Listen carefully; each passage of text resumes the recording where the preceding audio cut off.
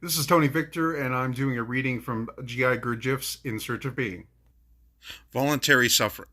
The analogy of the horse-drawn carriage includes three connections between the four components: the driver's understanding that unites him to the master, the reins that connects him with the horse, and the shafts and the harness that connects the horse with the carriage. If something is lacking in one of the connections, the organization cannot act as a unified whole. The connections are therefore just as important as the actual bodies, represented by the carriage, horse, driver, and master. Work on ourselves must entail simultaneous work on both the bodies and the connections, although these are different kinds of work. The bodies and connections can be illustrated as follows. See the diagram. Carriage, body. Horse, feelings and desires. Driver, mind. Master, I, consciousness, will. It sometimes happens that the bodies are developed and functioning, but that the connections are not working. In this case, what use is the whole organization? As with a person whose bodies are undeveloped, the whole organization will inevitably end up controlled from below. That is, not by the will of the master, but by accident. As noted above, however, work on the bodies, the driver, the horse, and the carriage is one thing, while work on the connections is entirely another matter. When a person has only a physical body, it is active and everything else is passive.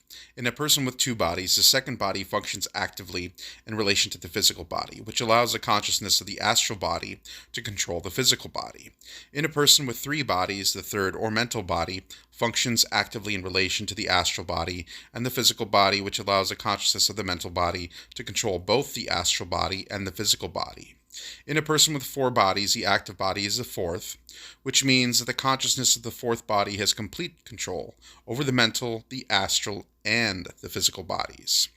The relationships in the case of the one body and then of the several bodies can be illustrated by the symbols for plus as active and minus as passive in the accompanying diagrams. As we can see, these four structures are quite different depending on the bodies involved. Yet the same order of relationship is possible among the functions in a person with only a physical body. The physical functions may control feeling, thought, and consciousness. Feeling may control the physical functions. Thought may control the physical functions and feeling. Or consciousness may control the physical functions, feeling, and thought. The possibility of interchange depends upon the horse, so we should begin to teach the horse a new language, prepare it for the desire to change. The horse and the driver are connected by the reins. At times the driver cannot give orders to the horse because our reins, which are not made of leather, have the capacity now to thicken, now to become thinner. When they become thinner, the driver cannot control the horse. The same situation exists between the horse and the carriage, that is, a connection of the shafts. We have something like a magnetism in us, consisting of not only one but several substances formed when the machine is working. When the machine works mechanically, a first substance is produced. When we work subconsciously, another kind of substance is produced.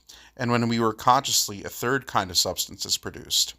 In terms of the connections between our centers, the first substance corresponds to the shafts, the second to the reins, and the third to the substance that permits the driver to hear the passenger, remembering that sound cannot travel in a vacuum. The master of the carriage is I. If we have an I, if we have not, there is always a casual passenger sitting in the carriage and giving orders to the driver. Between the passenger and the driver, there is a substance that allows the driver to hear. Whether these substances are here depends on many accidental things. If the necessary substance is accumulated, the passenger can give orders to the driver. But the driver may not be able to order the horse, and so on. Sometimes we can, at others we cannot. It depends on the amount of substance there is. Tomorrow we can, today we cannot. This substance is the result of many things. One of these substances formed when we suffer. Here again, the law of three operates. Between the positive and the negative principles, there must be friction, suffering. It is suffering that leads to the third principle. When we are passive, suffering and results happen outside and not inside us. This is 100 times easier, but inner result is achieved only when everything takes place inside us. This law is everywhere and in everything, including, for instance, in conversation. When people talk, one person affirms, another denies. If they do not argue, nothing comes of these affirmations and negations. If they argue, a new result is produced. That is, a new conception unlike those of the person who affirmed or of the one who denied. So we cannot say our former conversations never brought any results. There has been a result, but it has not been for us, only for something or someone outside us. If we wish to have results in us, we need to bring this law within ourselves, for ourselves. In order to achieve this, we have merely to change the field of action of this law. What we have done so far, when we affirmed, denied, and argued with others, we need to do within ourselves, so that the results we get may be subjective. Only confrontation may produce a result. Whenever there is an active element, there is a passive element. If we believe in God, we also believe in the devil. All this has no value. Whether we are good or bad, it is not worth anything. Only confrontation between two sides has value. At every moment, there may be conflict in us, but we never see ourselves. When we begin to look into ourselves, then we will see. If we try to do something we do not want to do, we will suffer. If we want to do something and do not do it, we also suffer. There are different kinds of suffering. For instance, we want to tell something, but feel it is best to say nothing. One side wants to speak, the other wants to keep silent. The struggle produces a substance that collects in a certain place. Only when much is accumulated can something new manifest itself.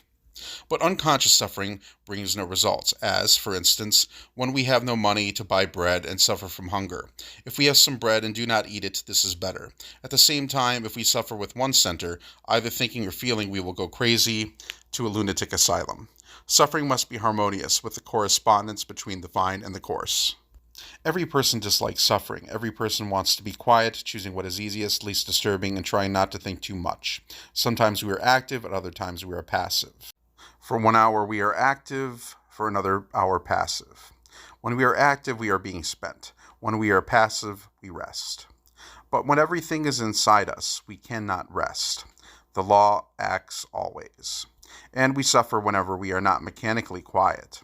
In the two rivers, suffering depends on the position of each drop, which at one moment is on the surface and at another moment on the bottom. In the first river, suffering is completely useless because it is accidental and unconscious. In the second river, however, suffering can be voluntary and the law of redemption operates. Today, the drop suffers because yesterday it did not suffer enough. The drop can also suffer in advance. Sooner or later, everything is paid for. Instead of suffering simply because one feels unhappy, one may suffer for yesterday and to prepare for tomorrow. Only voluntary suffering has value. This is Tony Victor, and I'll be telling you a little bit about my book, which is now available for pre-order.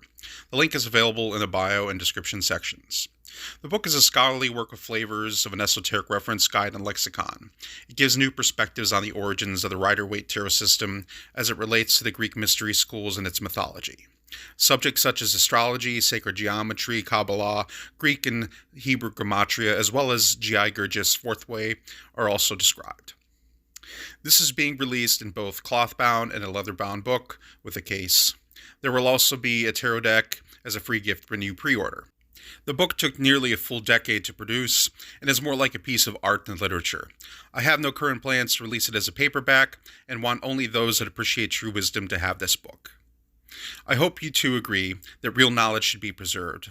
You're not pre-ordering a book, you're reserving your copy of a decade's worth of intense study and research, and to me that is nearly priceless. Thanks for listening. Please check out my book on KundaliniQuicksilver.com. Click the link at the top of the page. It'll take you directly to the project, and there you can pre-order the book. Also check out my TikTok at Kundalini Quicksilver and Instagram and YouTube at Quicksilver Astrology.